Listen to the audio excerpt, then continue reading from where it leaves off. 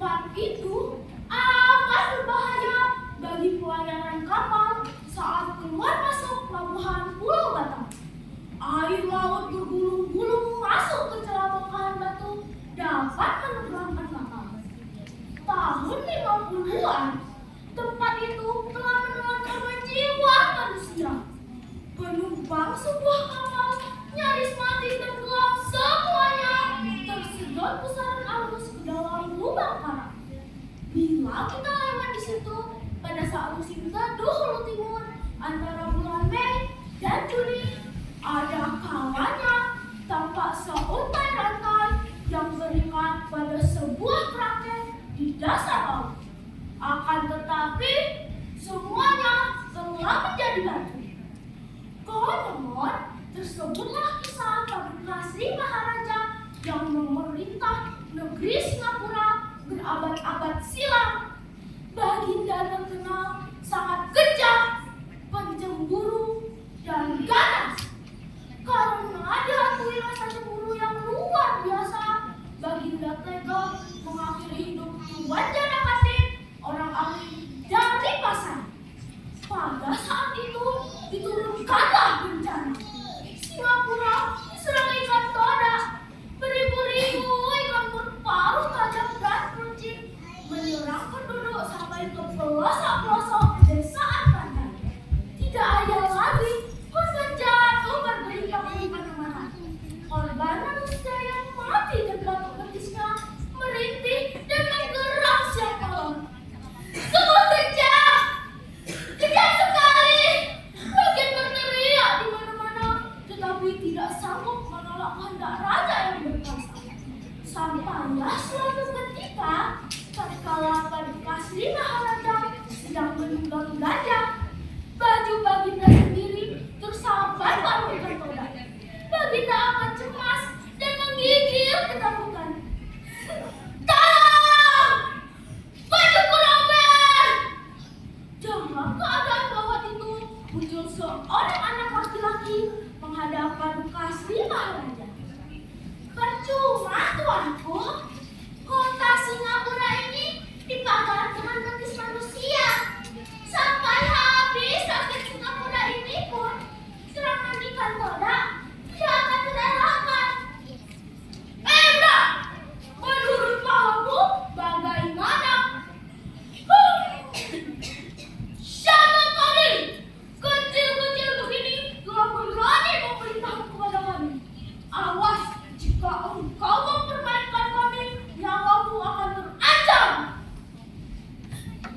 Ampun tuanku, hamba bernama Adil. Hamba datang dari Hulu Bintang Penaungan. Hamba hidup di negeri laut.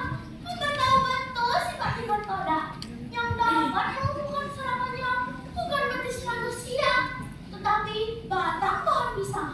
Oleh karena itu, hamba mohon agar Singapura ini dipagar dengan batang pohon pisang, tuanku. Setelah berpikir sejenak, Prabu Sri Maharaja pun bertitah.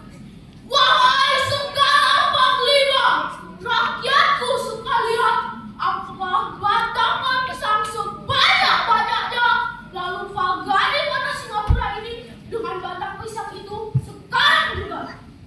Lalu berpagar pohon pisanglah kota Singapura, tidak berpagarkan betis manusia lagi. Konon sesudah itu tersangkut beribu-ribu ikan toda di batang pohon pisang pemagar kota Singapura.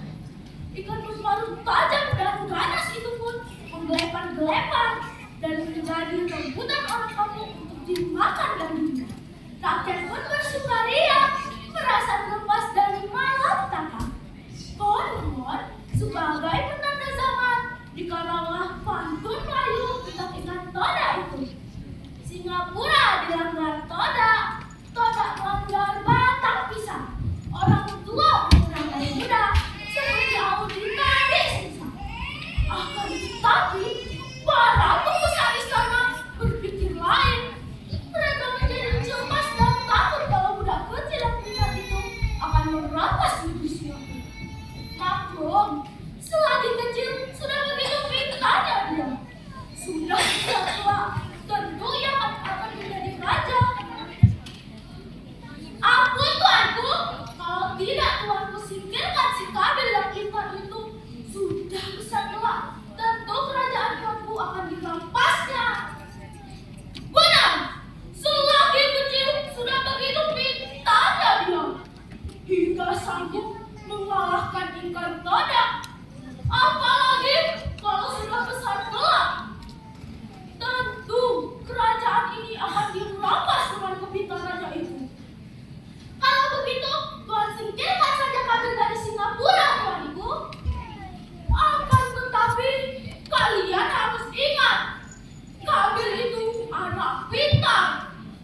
Jika dibuang dekat, dia akan kembali lagi.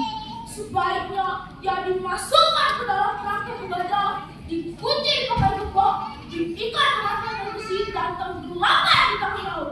Dan di perairan Pulau Sugatamana, negeri asalnya. Ditambah duka Sri Maharaja, seraya memerintah agar Kabil segera ditangkap. Kabil pun dimasukkan ke dalam kerangkeng gajah, dikunci pakai gembok, dan diikat dengan rantai besi seperti perintah. Beginikah balasan Tuanku kepada diri hamba? Tidak adakah jalan lain yang lebih sempurna guna melindungi kemudian hamba, Tuanku? Hamba belum rela mati muda. Kata Kabil terakhir kali sebelum kerangkengnya ditenggelamkan. Kerangkeng gajah dilabuhkan dan tenggelam di karang kepala saja.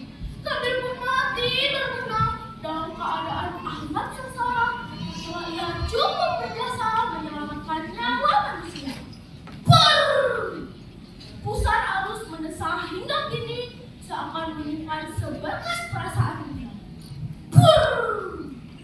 Ombak bertemu arus pasang itu berganas. Para pelaut bijaksana tetap menghindari karang berbahaya di perairan Sambil. Lalu lintas pelayaran ramai itu, semua nakoda tidak akan melintasi batu rantai untuk keselamatan berduka. Nah, itu tadi akhir dari cerita batu rantai. Terima kasih sudah mendengarkan. Pergi ke pasar membeli serai, singgah sebentar ke rumah Bu Asih. Itulah akhir dari cerita batu rantai. Atas perhatiannya saya ucapkan terima kasih. Saya akhiri. Wassalamualaikum warahmatullahi wabarakatuh. Waalaikumsalam.